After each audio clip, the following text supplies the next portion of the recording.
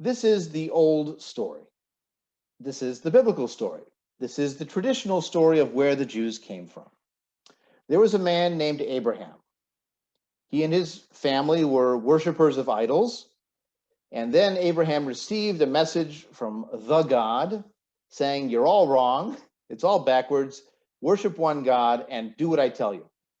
So leave the home you've known, which is all the way on the right side of that red line, the town of Ur, which is one of the oldest cities ever founded in the ancient past of the Sumerian Empire.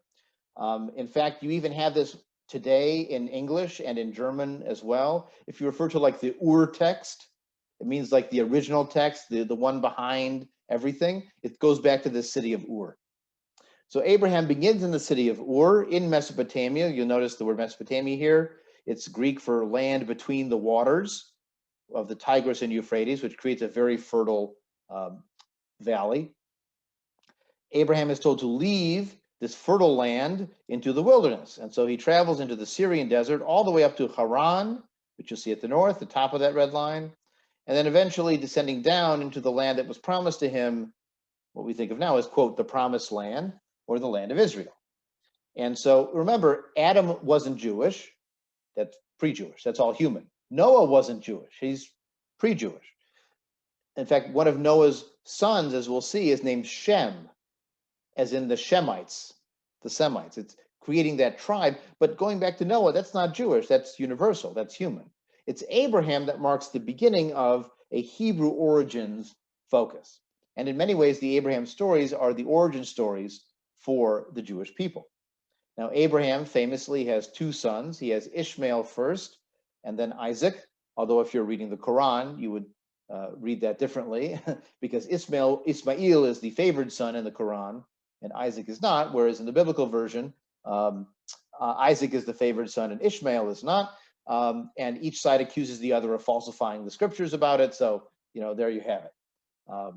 So Isaac is the favored son in the biblical version, and he has two sons. He has Jacob and Esau. Esau is the elder, but Jacob is the younger. He's favored again, and he acquires a new name ultimately. He acquires the name of Israel, as in wrestling with God.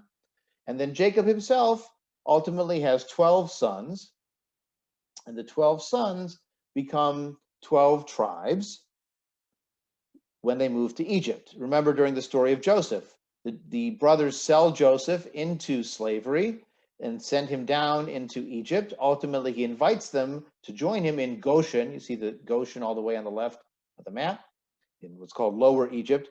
By the way, it's called Lower Egypt because the headwaters of the Nile are at a higher altitude. So Upper Egypt is actually further south and Lower Egypt is further north. But who says the map has to have north on going up? That's, again, one of our conventions. So Goshen is where the Hebrew people move when they're first just the 12 brothers and their families. Ultimately, they become 12 full tribes. They are enslaved under a new Pharaoh who did not know or respect Joseph. And then Moses, the deliverer, arises. He then leads them wandering through the Sinai desert all the way to the east side of the River Jordan. You can see in the detail map where it says Dead Sea. That's basically where they were wandering, on the east side of the Jordan as well as in the Sinai desert. And they don't cross over the Jordan River at Jericho. You can see Jericho on the map, on both maps actually, until after Moses dies at the end of the Torah. And once they do cross over that that line of the River Jordan in the book of Joshua, they then begin conquering the kingdom. And in the book of Joshua, it describes a very fast conquest, starting with Jericho and the city of Ai, and then sweeping all the way through. You may remember the story about Joshua at the Battle of Jericho, and they blew the horns and the walls come tumbling down, remembering the old song. That was the lightning conquest under divine auspices. In fact, there's even an interesting reenactment. You remember the famous scene in the Cecil B. DeMille, the Ten Commandments movie, where the waters part and they walk through the middle? In the book of Joshua, there's another waters parting scene where Joshua parts the waters of the Jordan River, and they cross that going into the land of Israel. That doesn't get as much play sometimes as the Exodus story version of it. And actually, if you go today and look at the Jordan River, it's not that big. So it wouldn't be as impressive today as it might have been back there. In any case, that's the traditional version of the story. And everyone knew that was true until the 20th century. They knew it was true because they believed it was true. They read it in their Bibles, in both churches as well as in synagogues. They simply knew it was true. The biblical archaeologists going there to dig, they knew it was true and they were going to prove it. And so when William F. Albright found the city of Jericho, he said, look, I've proven it. And there's even a burn layer here that demonstrates that Joshua must have conquered the city around the time the Bible says he would have done it. However, if that was the end of my story, you'd say, what synagogue am I in again? That isn't our version of the events, because there are a lot of problems with these versions of the story. I'll give you a few of them. Now, we don't have any hard evidence for Abraham. Despite all the maps and all the books that you've seen, we have no concrete proof outside of the Bible that there ever was an Abraham. Now, to be fair, we have almost no proof of almost any individual in the ancient world. There are no driver's licenses. There are no phone books. Most individuals lived and died and nobody knew they were there, and there was no record of them that we could know, okay? We might find a grave here or there, but it doesn't have a name on it most of the time. So the fact that we can't prove Abraham is not the end of the world, although we'd like to think that if he were that important, there would be some record of him outside of the Bible, and yet we haven't found it yet. Doesn't mean it's not there somewhere or that it didn't exist at one point, but we don't have it now. But there are other scientific approaches that did begin to raise serious questions about the validity of these stories. I mean, the Adam and Eve story leads to a problem once you understand anything about genetics. You've got Adam and Eve, and they've got two sons, and somehow the sons find wives, which is a mystery in and of itself. Maybe their daughters born that aren't talked about, but of course, now they're having children with their sisters. And the same thing happens after Noah and the flood, right? Because you got Noah and his sons and their wives, and so it's all first cousins. Well, if you know genetics, you know that's a bad idea. But if you don't, I mean, after all, the Ptolemies intermarried in their royal house in Egypt for a long time. It could produce a Cleopatra, but it also produced a lot of genetic abnormalities. So again, the more we understand about the age of the earth, what geology has to say, the fact that there's no universal flood layer. There are certainly floods in certain areas, but no global flood that covered everything. You begin to start asking questions. You also begin to look at other cultures and what their literatures have to say. So you find the Epic of Gilgamesh, and it has a flood story. And you find creation stories in Babylonian mythology that have echoes of the Hebrew Bible's version. And you begin to wonder, which was first? Was the Hebrew Bible story first and the Babylonians ripped it off? Or was the Babylonian story first and the Hebrew Bible interpreted and readapted parts of it into its own creation story or origin myths? You also find disconnections with the archaeology and what appears in the ground. So as one example, Abraham is described as doing this movement on the red line on your map with camels. But if Abraham is supposedly dated to 2000 BCE or 1800 BCE, there weren't any camels in the area at that time. They weren't there. There's no skeletons. There's no records of them. They appeared many, many years later. They also refer sometimes to the land where Abraham is leaving as Ur-Kasdim, Ur of the Chaldeans. The Chaldeans weren't there for another 1,000 years. So now, is that a later editor who put in Ur of the Chaldeans to let people know what it was? Or maybe the story itself is being written when it's called Ur of the Chaldeans, and it's not contemporary to Abraham himself. And the later the story is, the further away it is from the events it describes, the more questionable it might become. And then we find problems even in the record of other cultures that appear in the ground. So here's an example of an image that was dug up in the desert, in the I think it was the Sinai Desert, The writing there is in what's called Paleo-Hebrew or Proto-Canaanite script. We'll talk about that in a minute. And here are a picture of a couple of gods. Now, can you tell which god is the male god? It's pretty clear, okay? And the female god has some version of breasts, okay. And there's a bull there, so it's a fertility ritual because you've got the calf as well. All right. Now, this might not strike you as particularly odd in a polytheistic setting until you decipher the inscription. And the inscription says, Yahweh and his Asherah. Now that Yahweh is Yud-He Vav-He, which in the Hebrew Bible is always pronounced as Adonai or Hashem. It's the word, the name for the Hebrew God that you're not supposed to say. It's the same name for the Hebrew God written in prayer books even today and in Torah scrolls. And here's Yahweh and his wife and his consort. What's going on here? Divine genitals? Okay. So you can see how this is going to be a challenging inscription to try to explain. In fact, the headline that appeared in Haaretz newspaper, along with this inscription a few years ago, was, "A strange drawing found in Sinai could undermine our entire idea of Judaism." Is that a 3,000-year-old picture of God, his penis, and his wife, depicted by early Jews at Kutilat Arjud? Well, fair enough. Fair question, right? That's a real challenge. Certainly, the Bible, understood as a monotheistic document, would have nothing to do with this. But even if maybe it had a polytheistic earlier period, the idea of God and a sexual consort, that again feels very, very foreign to our understanding of Jewish origins. And Canaanite archaeology has shown the language is very similar. Canaanite is a Semitic language like Arabic and Hebrew. The writing is very similar to ancient Hebrew writing. A lot of Canaanite culture is reflected in Israelite culture. And the question is, which is first, which evolves out of what? And then you could read the Bible itself, and there are plenty of problems in the biblical text. There are contradictions between different parts of the stories and different laws. There are stories that repeat themselves. So Abraham disguises his wife as his sister and visits a king. And then Isaac disguises his wife as his sister and visits a king. And then Jacob disguises his wife as his sister and visits the same king that Isaac did the same thing to. You would think at some point this family tradition they would learn, because it's a disaster every time they try to do this, but they keep doing it. So why would that same story repeat itself? Or another example in the Noah story. In chapter 6 of Genesis, Noah is told, take 2 of every animal onto the ark. In chapter 7 of Genesis, Noah is told, take 7 pairs of the clean animals and 1 pair of the unclean animals onto the ark. And in both cases, it says, and Noah did what God commanded.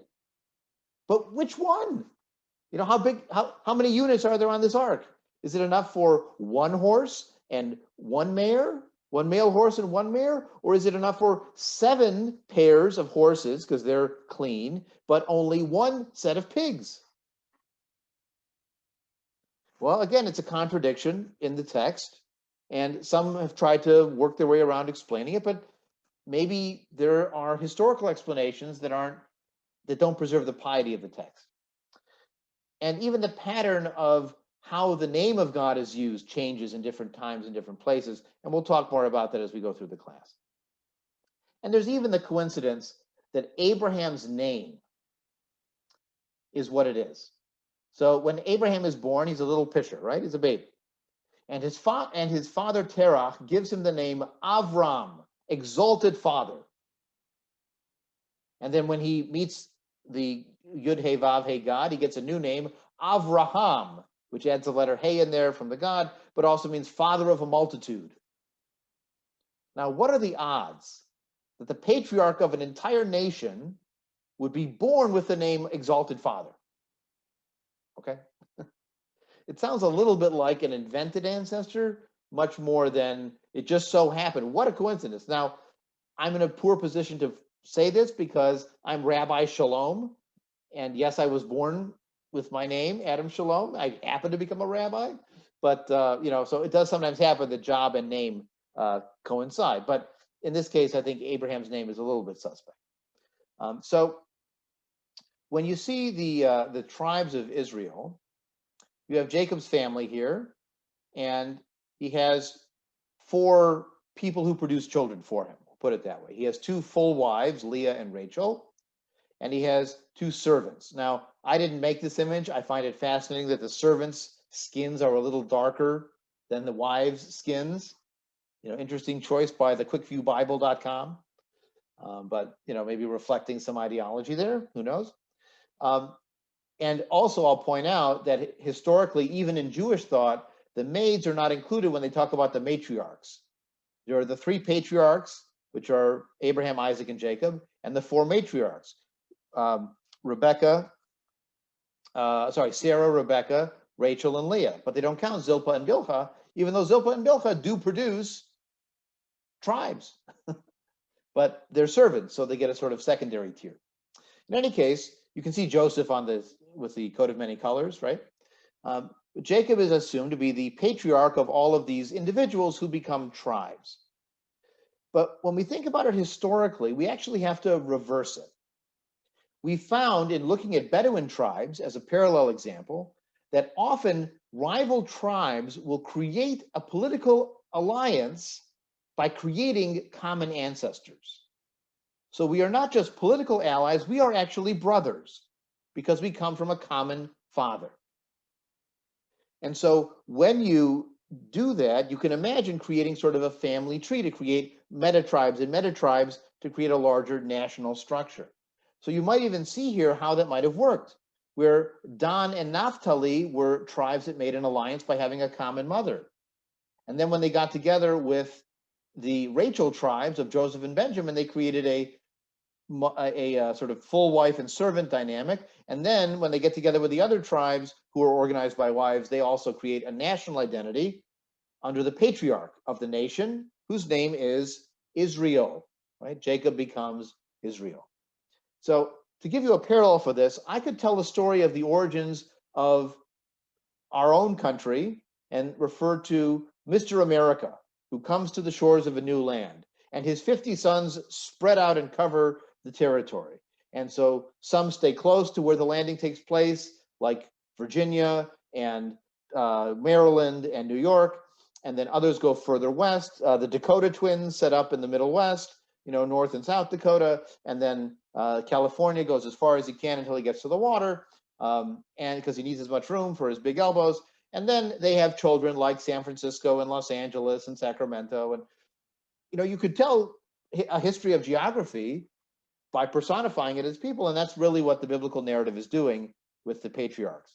It's describing tribes claiming a common ancestor in the story, but historically it was probably tribes first and ancestors second. Because honestly, a lot of the stories in the Bible are telling politics and not actual ancestry. So here's an example. This is the story of Noah and his sons. Leaving the ship were Shem, Ham, and Japhet. And Ham is the father of Canaan. Now, why would they mention Ham as the father of Canaan? Because they don't like the Canaanites. And it turns out, after Noah becomes a farmer, he plants a vineyard, he gets drunk, and he's naked in his tent. And Ham, the father of Canaan, notice how they highlight that, saw the nakedness of his father and told his 2 brothers to shame his father. And so they took a garment and put it on their shoulders, walking backwards, so they could drop the garment on their father and not see him. And when their father woke from his wine and knew what his youngest son, he says, Canaan is cursed. He will be a servant of servants to his brothers. Blessed be Yahweh, the God of Shem. Let Canaan be his servant. And also let Canaan be the servant of Japhet. So clearly Ham is the disfavored of the sons. And when you get into the genealogies, you really see why that's the case. Because here you have the sons of Ham are Cush, Mitzrayim, Put, and Canaan. Cush is the Hebrew word for Ethiopia. Even in modern Hebrew today, Cushite is a sort of slur term for someone who's of dark skin. Mitzrayim, some of you may recognize Mitzrayim from Passover. Mitzrayim is Egypt. Yilu hatzi hatziyanu hatziyanu mi Mitzrayim, that's Egypt. Put is the word for Libya, and Canaan are the Canaanites. So the claim is that all those curses that go to Ham and that go to Canaan are part of all the political enemies of Israel in a later generation.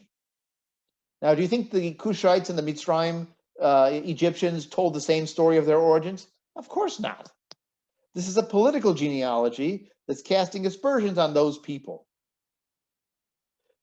And then you get the descendants of Shem, and they include the children of Eber.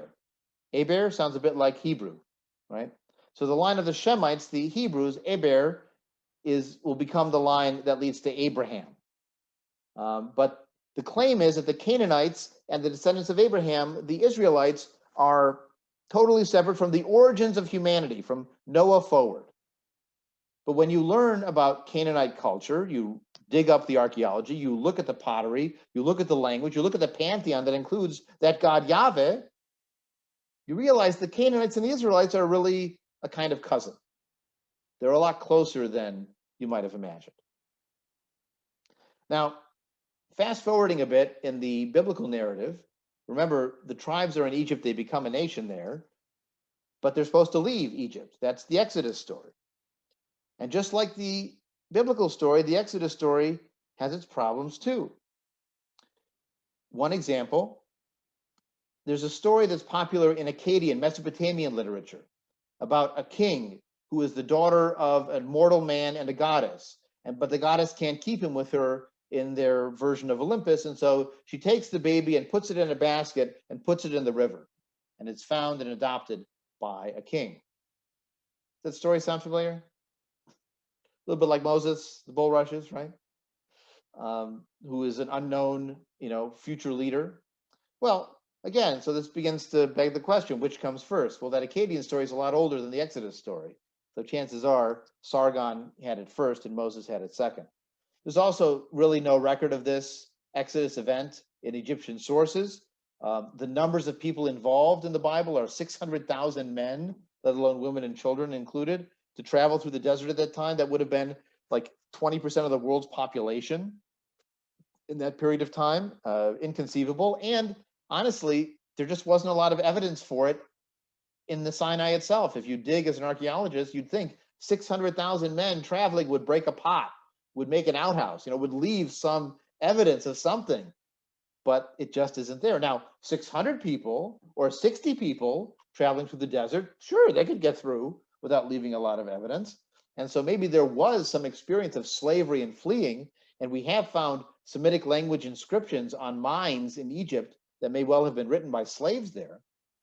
But that doesn't prove that Moses did 10 plagues and crossed the Red Sea and did all the things as described in the Hebrew Bible.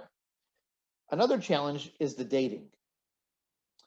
So there was a Semitic invasion of Egypt around the year 1700 by a people called the Hyksos, Hyksos, and they ruled Egypt for about 100 years. And then the Egyptians overthrew the Hyksos and reestablished a native monarch. Now, that sounds like a plausible circumstance for a new pharaoh arose who did not know Joseph. If you were a small Semitic tribe and a Semitic invasion took over Egypt, you might go with them, or get swept along.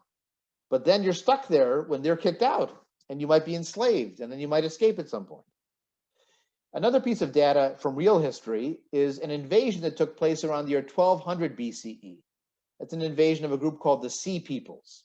Basically, my understanding is the Hellenes came into Greece and pushed people into Crete, and those people pushed the native Cretans out of Crete, and they wound up moving on their boats to the Middle East and trying to settle in along the coast there.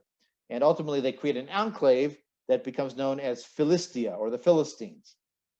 They're a Greek people. They come with iron, which is a big advantage. This is the transition from the Bronze Age to the Iron Age. But they also come with a very foreign culture. They do not circumcise, unlike the Middle Easterners who do circumcise. They speak a different language and have different gods. In the end, the Sea Peoples arrive around the year 1200 BCE. And so people have often tried to date the Exodus around 1200 BCE because the disorder created by the Sea Peoples invasion might have created space for some people to flee and create an Exodus. But here's where the archaeology becomes a problem. When you date the finds at Jericho and the destruction layers that are there, there's a layer of destruction around the year 1500 BCE. There's a layer of destruction around the year 1000 BCE. But in the year 1200 BCE, Jericho was deserted. No walls, no city. They weren't there. Now, did Joshua conquer a different city? The city of Ai has also been found near there, and that does show a burn layer around 1200 BCE. Did the biblical story just mix up Jericho and Ai in the narrative? Well, maybe, but now you're starting to poke holes. And if you read the book of Judges, which is the book after Joshua, you get a much more muddled story from the Joshua sweeping conquest story. In Judges, the tribes are sometimes fighting each other, and there are still Canaanites there they haven't gotten rid of, like Joshua claimed to. And it's much more tribal coalitions and war and peace and success and failure. It's much more complicated. So there are a lot of people who've tried to save these parts of the Bible, the Joshua conquest, the Exodus story. They might try to explain the science behind the plague. So maybe there was an infestation of red algae, which made the Nile look like it was blood bleeding, and that caused all the frogs to appear. But then they died, and that called all the flies, and the flies brought the cattle disease. And they're trying to scientifically connect things. But in the end, this is like an ancient Near Eastern curse formula. It's just one bad thing is going to happen after another bad thing. But then the question becomes, what do you do with this, okay? What do I do with these stories of Abraham? What do I do with this archaeology of the Exodus? And all too many people take the approach when dealing with their congregants of, you can't handle the truth. I can handle the truth. As a rabbi, I need to know it. But I'm not going to tell you about this in our Sunday school class. I'm not going to tell you about this in our Passover Seder or at any other moment, because you can't handle it. And this actually came to the forefront about 20 years ago when a famous conservative rabbi named David Wolpe in California was at his congregational Seder, and he said, well, we all know the Exodus didn't really happen the way it says in the Haggadah. And the people were outraged. How dare he? One of them said, I love this quote in the LA Times article about it. Did he have to say it at the Passover Seder? Like maybe in his adult ed class in February, okay, but did he have to say it around Passover to point out that it's just not true? Well, 3 years later, Wolpe wrote an article on BeliefNet called Did the Exodus Really Happen? And in this article, he has some really interesting phrasing about this. He says that timidity keeps many rabbis from expressing what they've understood to be true. A scholar who took me to task in print told me privately over lunch, of course what you say is true, but we should not say it publicly. So plenty of people know this, but don't want to say it out loud. But the last line in this quote is what I wanted to point to as a way that people try to save the Bible. He says, the Torah is not a book we turn to for historical accuracy, but rather for truth. Now, some people hear that and they think, yeah, that means like poetic truth and narrative truth or psychological truth or spiritual truth. But other people hear that it's not a book of historical accuracy, it's a book of truth, and they think, what is this guy thinking? What is he trying to say? That doesn't make any sense to me. So we've talked a bit about this in the first session, that difference of truth versus truth, what resonates with the human condition versus what actually happened. And I think that the challenge is that there are plenty of people who do still turn to the Bible as a book for historical accuracy. And it was written as an origin story. So to go back to our map we started with, and then we'll stop, ask for any comments, questions, and look through our discussion questions. This origin story of the Jews, even if they ultimately were Canaanites who fled from these coastal cities of Tyre and Dor and other cities along the coast, and fled to the highlands for cities like Shechem and Jericho and Jerusalem and Hebron. Notice how they're all away from the Mediterranean Sea. They're all in the highlands, the mountains that are there. Maybe they were Canaanites who left. They fled, they brought their language, they brought their pantheon, they brought their pottery with them, and they found ways to distinguish themselves from the Canaanites in many ways. And a lot of the narratives in the book of Kings through from 1000 to 500 BCE are battles between Canaanites and Israelites over who has the right God and who's worshiping in the right way. But they wanted to claim roots elsewhere. If you were living in the Middle East at this time, there were two areas that were the primary centers of power, because they had water and they had food and they could have surplus population to make empires. And they were Mesopotamia, the land between the waters, and the Nile Valley and the Nile Delta. both of which regularly overflowed to create fertile soil that could create the surplus needed for armies. And so people living in the middle in the land of Israel or in Syria or in Turkey often got caught in between those two empires clashing between Egypt and Mesopotamia. Now, how does the Jewish origin give them roots? Where did Abraham start? Abraham started in Ur in Babylonia. He travels through Mesopotamia. Where does Moses start?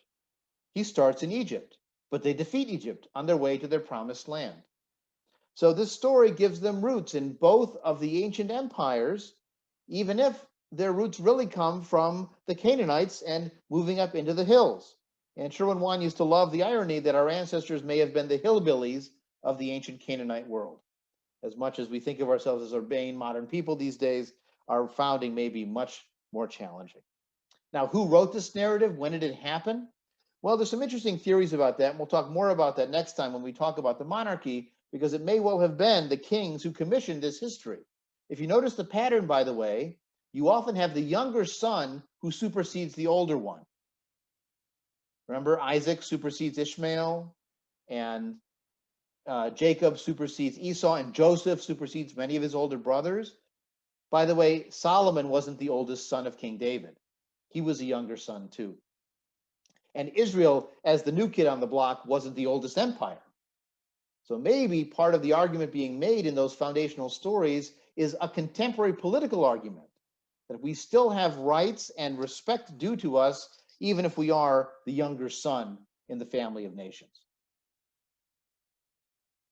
So there's a quick overview of that origin period. In this case, we spent more time demolishing than building, but you sometimes have to clear the foundation out of the way to start the new building. So next time, when we start talking about the monarchy period, that's when we really start to have more concrete, tangible evidence that we can start to connect with biblical stories that have a more firm basis in fact.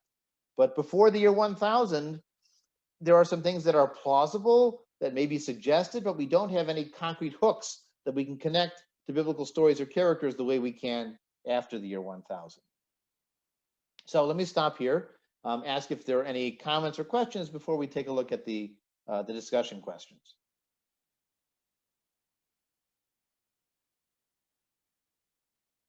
Any thoughts? Anyone awake?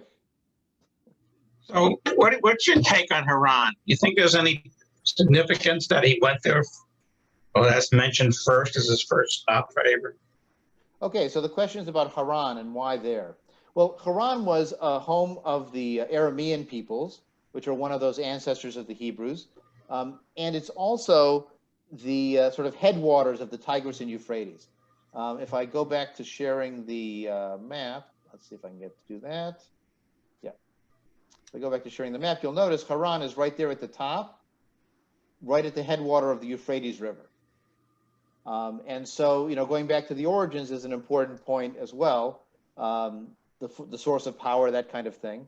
Look, he couldn't cross the desert straight. This is an area of the world called the Fertile Crescent, because it sort of runs all the way from Ur up through Mesopotamia, down through the land of Israel, which gets some rainfall coming off the Mediterranean into the Nile Valley. That's the Fertile Crescent.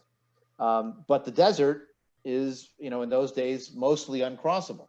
So that was the trade route, was through that Fertile Crescent, and he's retracing that route. So Haran, in and of itself, I don't think is vitally important, but it's part of that common trade route that he's following, which again is one of those cases where it reflects a kernel of truth. This has been a trade route for millennia, going up that Mesopotamian valley and down toward Egypt. In fact, Israel was in a prime position on the trade route, which is very important. So it's an important city for sort of the region's history, and this is another data point confirming what we know from archaeology and from other people's sources. But I don't think that Abraham's time in Haran was vitally important. The other interesting detail of Haran is that it shows up again in other stories, because that's where Abraham sends his servant to get a wife for Isaac, so that he'll marry within the clan and not marry the native people around him.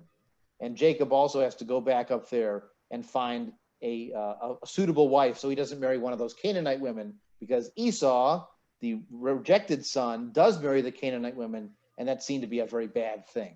Again, reflecting that Canaanite-Israelite rivalry projected back into the founding narratives. So I find that aspect, maybe a sense of reality that the writer was taking, and said, well, he couldn't cross the desert. That would be unrealistic. Mm-hmm. Going up the trade routes makes the story more real. It makes it more plausible, and reflecting the realities of trade practice at the time. That's right. Again, historical fiction is generally plausible, but the question of how historical it is a different category. Look, I can't disprove that there was an Abraham, right? There's a famous line in archaeology that the absence of proof is not the proof of absence. Just because I have no proof there doesn't mean it didn't happen. I just can't prove that it did happen.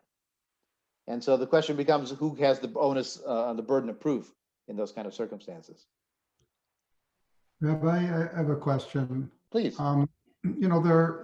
There's an awful, obviously in the first part of this story, there's an awful lot of theism in there. And it seems like we've ignored that, just trying to talk about what quote maybe the truth or the lack of truth. And obviously there's a whole host of people who do believe in the theistic aspect of this. What do you have to say about that?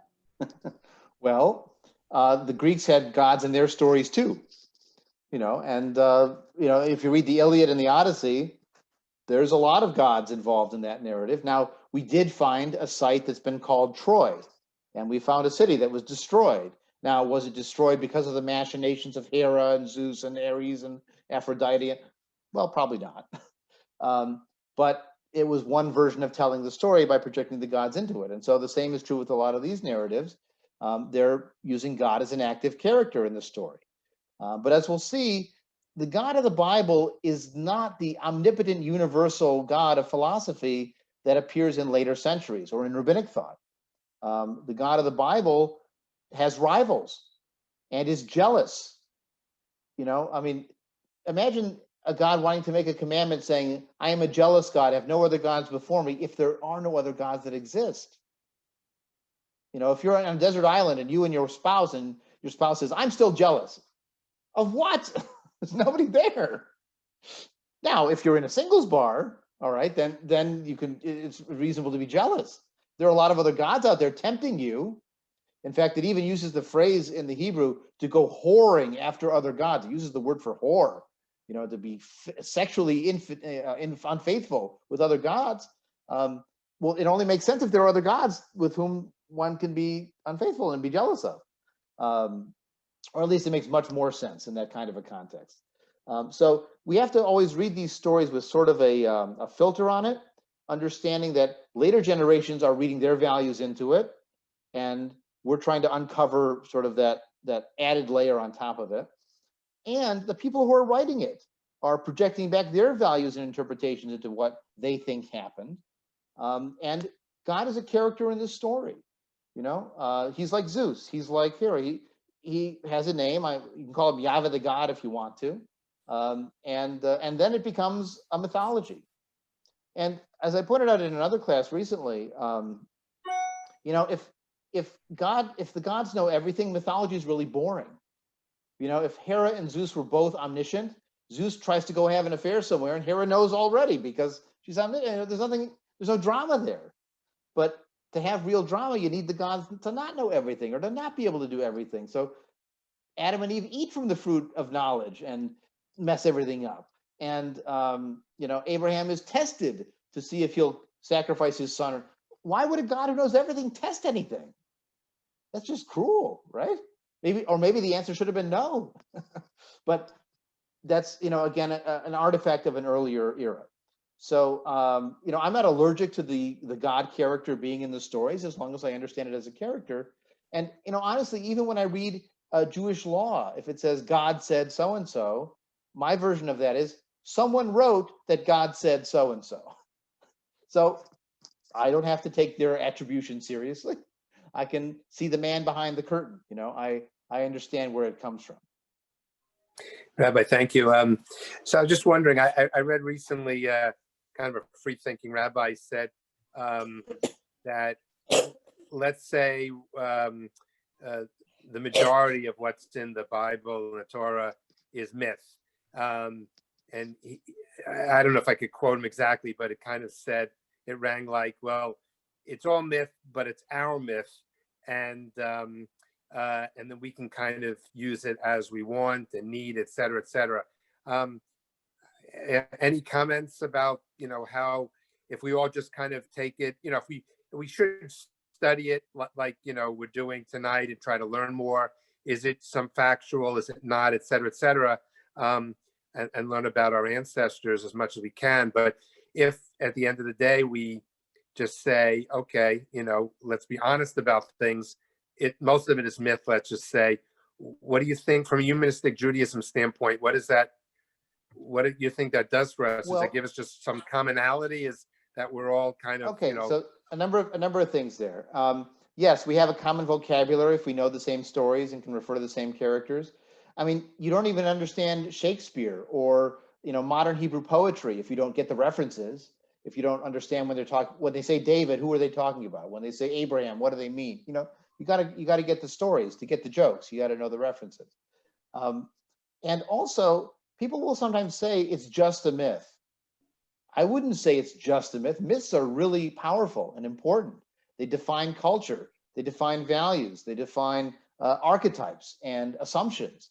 So if you assume that Eve was the weak-willed woman who was tricked by a snake and then is punished for that, then you're going to have all kinds of anti-feminist implications in the way you handle law and family dynamics and everything else. If you read that story of Eve as a scientific heroine who wants to pursue knowledge, then you're going to have very different kind of conclusions out of that same story. So don't say it's just a myth. Myths are really important. And the last point I would make is something I started with, which is the idea that literature is important. It's an important category to understand. And so while I would not call the Torah the beginning of Jewish history, I would call it the beginning of Jewish literature. And in that way, we do need to read the stories and understand them. But I find it's really important to be able to tell the difference between story and history. They're different ways of thought, and they're different categories of knowledge and truth. And if I mistake one for the other, I might think that we were founded as a Christian nation, to give one example of a contemporary myth that doesn't have a basis in history. And if you just say, well, it's a myth, so I don't care if it's historical or not, I think that's sort of closing off part of our brains to knowledge. And I guess the last piece is what I said about Shakespeare and knowing he's from Elizabethan England. I think it's really important to know who wrote the story and when, and what their agenda was, what they were trying to say, as best we can discover it. We can read the story as a story for sure, but understanding who wrote it and when and why is vital to understanding what's going on in this story. It's another lens that we have to be able to apply. So the saying it's just our myth and we're just going to read the story as a storybook like Little Red Riding Hood, I think that's missing out on extra layers that we could plumb and mine and find meaning in and resonance in terms of who wrote it and when, what were they trying to say, what are earlier versions of the story, what are parallels to the story in other literatures, and did it happen or not, or what was happening around it that made it be written that way.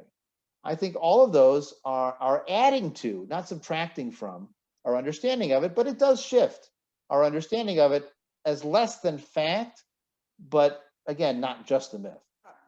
When I was in college, I took a class in basic myths. Our professor, who was wonderful, she was very, very insistent that a myth is not a lie. A myth is the embodiment of something really important to a people and a culture. When we get in, of course, we get into the question of reinterpreting myths. Was Circe just a horrible witch who did terrible things, or did she have a backstory that justified it? You can go read Madeline, whatever her name is, recently and all that. But a myth is an embodiment of something really important. And it gets a certain kind of respect then that we can't just discount by saying it's a lie. I think that was a really important thing that this teacher taught us. Yeah, definitely. I wanted to, if it's okay, you talked about Shakespeare, and I think Shakespeare is a really good example of the sort of the way history can be distorted depending on when it's written and by whom. So Shakespeare is writing for Elizabeth, and Elizabeth is a tutor. So when he writes Richard III, Richard III turns into this character who's horrible and has a hunchback and does all these things, which the reality of the real history of Richard III is not, but it was important for Shakespeare to write it as his patron would be appreciating it. And we have to understand that when we read the play Richard III, and not take it as just history, because there's a reason why it was written the way it was. And I think that goes also for many of the stories in the Bible, justifying what is now by looking at how we write it.